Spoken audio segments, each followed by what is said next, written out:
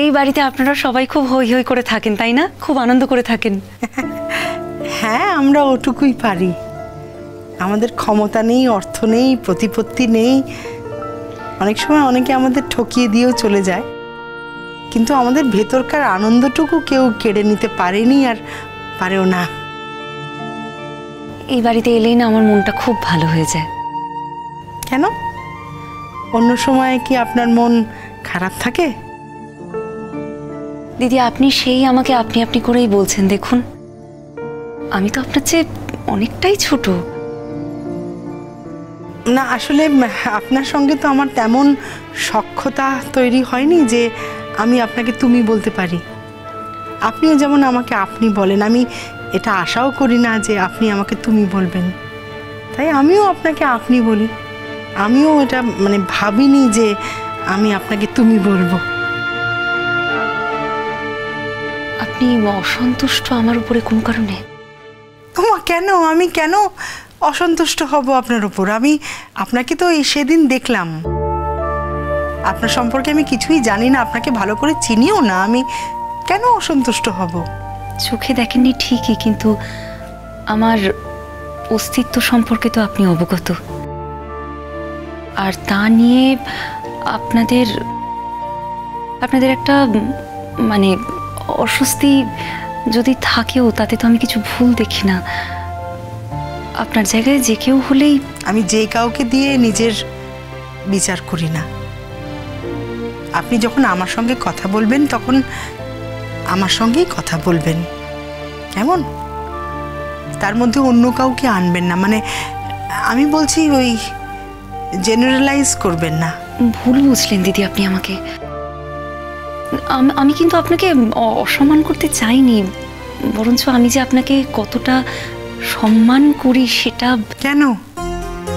কেন আপনি কেনই বা আমাকে এত সম্মান করেন? আপনি তো আমার সম্পর্কে কিছুই জানেন না। সব জানা আছে। কি জানেন? বললাম যে শুধু আপনার সম্পর্কে না, এই বাড়িটার সম্পর্কে, বাড়ির প্রতিটা মানুষের সম্পর্কে আমার সবটা জানা আছে। না, সবাই কারোর সম্পর্কে সবটা তো জানতে পারে না। আমার সম্পর্কেও আপনি সবটা জানেন না। আপনার স্বামী আপনাকে যা যা বলেছে ভাষা তার থেকে হয়তো আপনার একটা ধারণা হয়েছে, কিন্তু তার বাইরেও আমার একটা আমিত্ব আছে, যেটা সম্পর্কে আপনি নিশ্চয়ই সবটা জানেন না। দিদি, আমি আজকে আপনাকে একটা সহজ কথা বলতে এসেছি। ধরে নিন, এই কথাটা বলবার জন্যেই আমরা এখানে এসেছি এতদিন বাদে। একটা সহজ কথা বলার জন্য আপনারা অত দূর থেকে এখানে এসেছেন কেন? আমি তো সেটাই বুঝতে পারছি না। আমি হঠাৎ এতটা গুরুত্বপূর্ণ হলাম কি করে, তাই তো বুঝতে পারছি না। তাও আবার এত বছর পর। দিদি, সুকল্যাণ আমার কাছে অনেকটা ভগবানের মতো। দেখুন সুকল্যাণদা আপনার কাছে কি, আমি সেটা জানতে খুব একটা আগ্রহী নই। আপনি কেন বলছেন আমাকে এসব কথা? বলছি তার অবশ্যই একটা কারণ আছে। দিদি, ঈশ্বরকে শ্রদ্ধা করা যায়, পুজো করা যায়, কিন্তু তার সাথে সহবাস করা যায় না। তাকে নিজের আসনে নামিয়ে আনা যায় না। একটা দূরত্ব তো থেকেই যায়। আর সেই দূরত্ব দিয়েই আমি সুকল্যাণকে কিন্তু এতগুলো বছর দেখছি। না, আপনার কথাগুলো না আমার হেয়ালির মতো লাগছে। আসলে কি বলুন তো, আমাদের বাড়িতে আজকে অনুষ্ঠান, তো সবাই হই হুল্লোড় করছে, এখনো চলছে। আমি না বেশিক্ষণ আর এখানে দাঁড়াতে পারবো না। আর সত্যি কথা বলতে কি, আপনার সম্পর্কে বা সুকল্যাণদার সম্পর্কে বা আপনাদের দুজনের সম্পর্কে জানতে আমি খুব একটা আগ্রহী নই। আমায় মাফ করবেন, কেমন? দিদি, আপনাকে সবটা জানতেই হবে আজকে।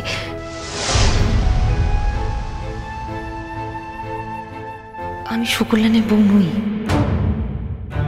আর এটাই হচ্ছে সবচেয়ে বড় সত্যি কথা। আমি আর সুকল্যাণ বিবাহিত নই।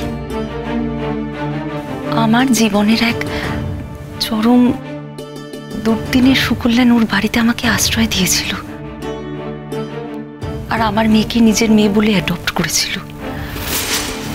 তাই আমার মেয়ে সুকল্যাণের মেয়ে হলেও আমি সুকল্যাণের স্ত্রী নই। আপনারা সবাই ওকে ভুল বুঝেছিলেন দিদি, ভুল ভেবেছিলেন। আর জানেন, এই এতগুলো বছর ধরে ও এই যন্ত্রণাটা নিজের মনে নিয়ে বেঁচে এসেছে। আমাকেও কোনোদিন কিছু মুখ ফুটে বলেনি। যদি আমার নিজেকে অপরাধী বলে মনে হয়। এসব কথা আপনি আমাকে কেন বলছেন? আমি যা বলছি তার মধ্যে একটু মিথ্যে নেই দিদি। আচ্ছা, আমি বিদেশ থেকে এত দূর এসে আপনাকে মিথ্যে কথা বলতে যাব? মিথ্যে কথা বলে আমি কি পাবো, কি লাভ হবে আমার বলুন? দিদি, এই কথাগুলো সুকল্যাণ কোনোদিন আপনাকে বলতে চায়নি। কেন জানেন?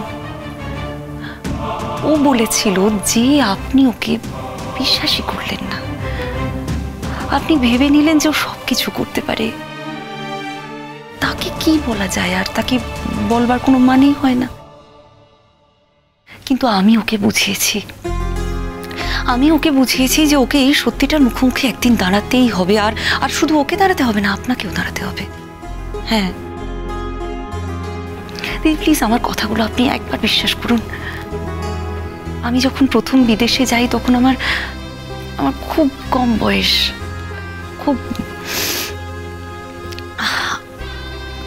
আর আমি যখন প্রথম সুকল্যাণকে দেখি, ওর সাথে আমার আলাপ হয়, তখন আমার হাজবেন্ড জীবিত ছিলেন। কিন্তু ঝুম হবার ঠিক আগেই একটা অ্যাক্সিডেন্টে চলে যান উনি। আমার হাজবেন্ড বিক্রমজি, তার সুকল্যাণ, এরা খুব খুব ভালো বন্ধু ছিলেন। মানে ওই বলে না, হরিহর প্রাণীর বন্ধু, সেরকম বন্ধু ছিলেন। এক অ্যাপার্টমেন্ট শেয়ার করতেন। ইনফ্যাক্ট আমি যখন প্রথম বিদেশে যাই তখন ওই বাড়িটাতেই আমিও ওদের সাথে অনেক দিন ছিলাম।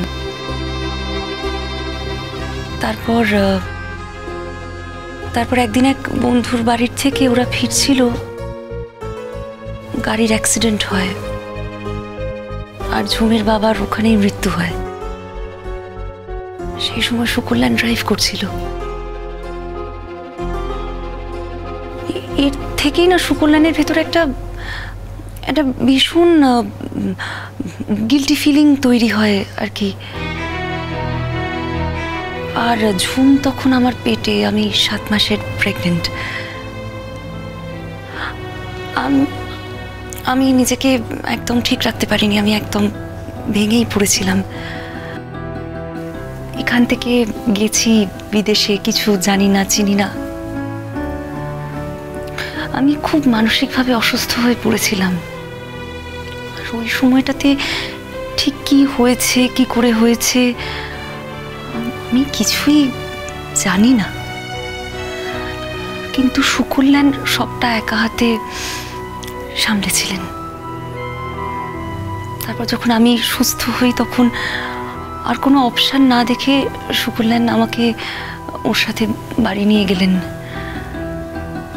আর আমার মেয়েকে অ্যাডপ্ট করলেন। এই এতগুলো বছর দিদি, সুকল্যাণ আমাকে কোথাও যেতে দেননি। আর সত্যি বলতে না, মানে আমিও কোনো কোথাও যে চলে যাব সেই ভরসাটাই পাইনি। কিন্তু এই সবটা কথা না সুকল্যাণ আপনাদেরকে বলতে চেয়েছিলেন, বারে বারে বলতে চেয়েছিলেন, কিন্তু সেদিন আপনারা কিচ্ছু শুনলেন না। ধরেই নিলেন যে ও বিয়ে করে ফেলেছে। কিন্তু আমি ভাবলাম যে না, এই কথাটা আমাকে জানাতেই হবে, আপনার জানা উচিত সবটা কথা। আপনি এত বছর সুকল্যাণের সঙ্গে থাকলেন, আপনার ও সম্পর্কে কোনো অনুভূতি তৈরি হয়নি? ওই যে বললাম, ঈশ্বরকে তো শ্রদ্ধা করা যায়, তাকে তো আর 5 জনের মতো নিজের করে ভালোবাসা যায় না। কে বলল ঈশ্বরকে নিজের ভেবে ভালোবাসলে সঙ্গে রাখাই যায়? আমি পারিনি।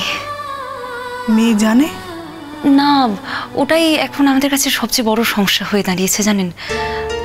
ওকে ওকে কিছুতেই না আমরা বলবো বলবো করেও বলে উঠতে পারিনি।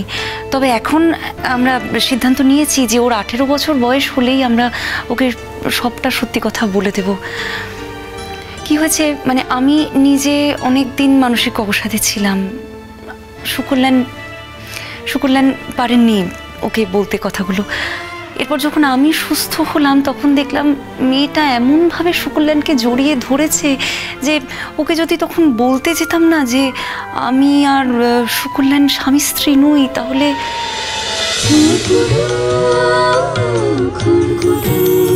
চলো চলো চলো চলো চলো পাল্টাই।